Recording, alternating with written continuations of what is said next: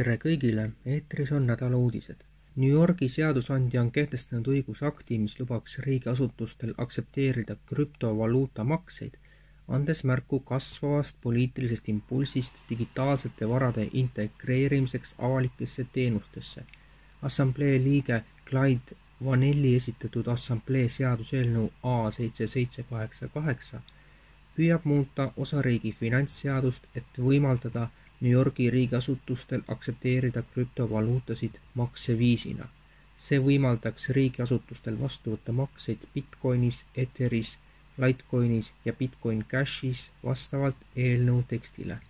Eelnõu kohaselt võivad riigiametid lubada krüptomakseid trahvide, tsiviilkaristuste, üüri, tariifide, maksude, lõivude, tasude, tulude, rahaliste kohustuste või muude summade jaoks, samuti trahve, erihinnanguid ja intressi. Krüptovaluutat käsitlevad õigusaktid on saamas New Yorgis keskseks punktiks, kus suures seaduseelnõu A7788 tähistab osariigi teist krüptopõhist õigusakti veidi enam kui kuu jooksul. Väidetes, et selles on Hamasi kasutatav juhtimiskeskus, valis Iisrael palmipuude püha sõjast räsitud Gaza ainsa kristliku haigla pommitamiseks. See oli ka viimane täielikult töötav haigla Gaza linnas. Gaza tsiviilhädateenistus ei teatanud, et pommiplahvatuses iseenesest hukkunuid on olnud, kuid peahaava tõttu haiglasse viidud laps suri kiirustatud evakueerimisprotsessi tõttu, teatas Al-Ahli Araabia haiglat haldav Jeruusalemma piiskopkond. Piiskopkond on osa Anglikaani kirikust.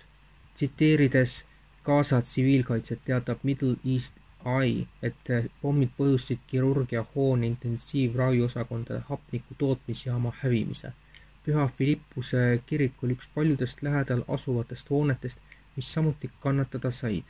IDF põhjendas ohvrite madalat arvu oma jõupingutustega, leevendada tsiviilelanikele või haiglakompleksile tekitatud kahju, sealhulgas anda terroritaristu valdkonnas eelhoiatusi, kasutada täpset laskemoona ja teha õhuseiret. See, et Gaza ainsat kristlikku haiglat, mida palmipuude peal rünnati, on eriti kohutav, ütles Yorki Briti peapiiskop Stephen Cottrell avalduses. Ma osalen meie Jeruusalemma piiskopkonnas elavate Palestiina vendade ja õdede leinas. Palvetan haigla töötajate, patsientide ning evakueerimise ajal traagiliselt hukkunud poisi perekonna eest. Oli vaid aja küsimus, millal CIA sekkus Trumpi administratsiooni sõtta Mehhiko narkokartellide vastu.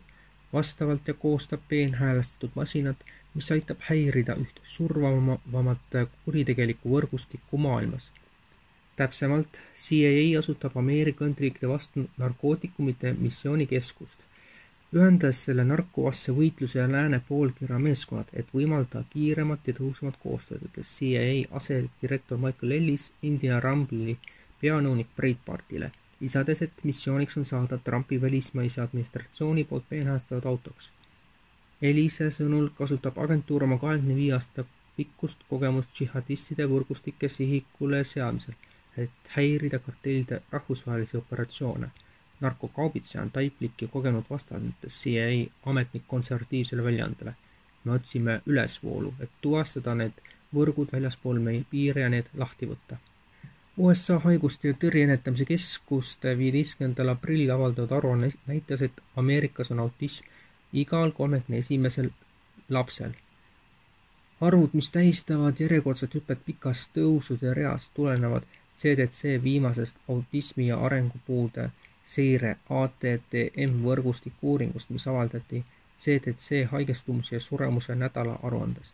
Aruanne ajendas tervishoiu ja inimteenuste sekretäri Robert F. Kennedy Jr. ütlema, et autismi epideemia on lokkav. See on märkimisväärselt rohkem kui 2 aastat varem ja peaaegu 5 korda suurem kui siis, kui CDC alustas 1992. aastal sündinud laste autismi uuringuid, ütles Kennedy 15. aprilli avalduses. Levikus poiste seas on hämmastav 1/20 ja Californias on see 1/12,5. Eelmine ATTM-i aruanne, mis avaldati 2023. aastal, avastas, et 2020. aastal oli igal 36-st 8-aastast Ameerika lapsest autism. 15. aprilli uuring kajastab 16,1% kasvu 2 aastaga. Uus ATTM-i aruanne koostati 2022. aastal 16 kohas 14 osariigis ja selle suuriti 2014. aastal sündinud 8-aastaseid lapsi. Ning kuna kaubanduspinged Ameerika Ühendriikidega kasvavad, on Hiina režiim toonud kogenud kaubandusläbirääkija Pekingisse tagasi. Li Chenggang, Hiina saadik Maailma Kaubandusorganisatsioonis WTO alates 2021. aastast, on määratud riigi rahvusvahelise kaubanduse esindajaks ja kaubandusministri asetäitjaks, teatas personali- ja sotsiaalkindlustusministeerium kolmapäeval veebiavalduses. Li sai Wang Shouweni järglaseks, kes oli president Donald Trumpi esimesel ametiajal kaubandusministeeriumi kaubandusläbirääkimistel USA ametnikega. Jääb ebaselgeks, kas Wang võtab uue rolli. Märk Li edutamisest ilmnes esmakordselt selle kuu alguses, kui 31. märtsil kodumaiste ettevõtjatega peetud sümpoosiumil nimetati teda kaubandusministeeriumi juhiks, selgub Pekingis kohtumise korraldanud riigi kõrgeima keskse planeerimisagentuuri riikliku arengu ja reformi komisjoni lugemisest. Pekingi avaldanud kaubandusministeeriumi juhtkonna ümberkorralduste põhjuseid, mis on tüüpiline tava. Need olid see nädal uudised. Kohtumiseni järgmine nädal.